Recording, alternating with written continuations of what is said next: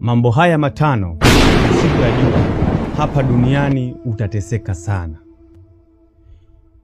Marufuku kwa wewe unayeogea nguo ya ndani, unaitumia kujisugua kama wavu. Acha kabisa tabia hii, kwa sababu kuogea nguo ya ndani unajitengenezea mikosi na nuksi katika ulimwengu wa roho, na itakuchukua muda kurekebisha na kuweka sawa maisha yako. Unaweza ukaona haudumu kwenye mahusiano. Unaweza ukaona watu wanakuja kwako wakionyesha upendo, lakini ndani ya siku 2-3 ama wakikutana na wewe mara moja kwenye mahusiano, basi hawakuhitaji tena, wanakuacha na hakuna kinachoendelea. Kuanzia sasa uache tabia hiyo na utafute wavu wa kuogea, tafuta wavu wa kujisugulia. Jambo la pili, mwanamke, usitupe pedi zako hovyo.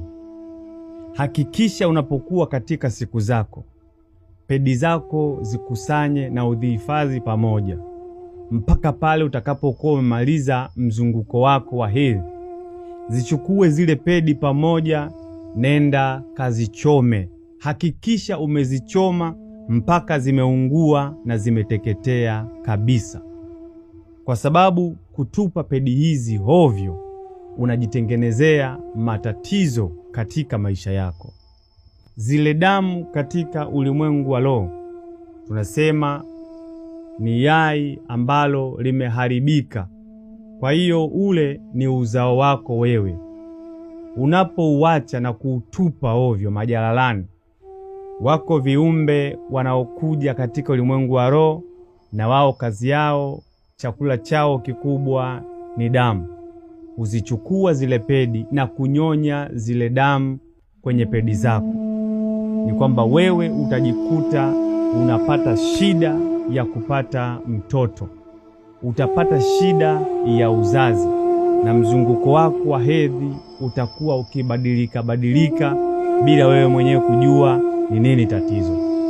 Hivyo basi, ninakutahadharisha, kama ulikuwa na tabia hii ya kutupa pedi zako hovyo, iache kuanzia leo. Hakikisha unazihifadhi vizuri na unazichoma kama nilivyokuelekeza. Usipofanya hivyo, yatakayokukuta ni juu yako mwenyewe. Namba 3, usipende kutolewa lunch ama dina mara kwa mara na bosi wako.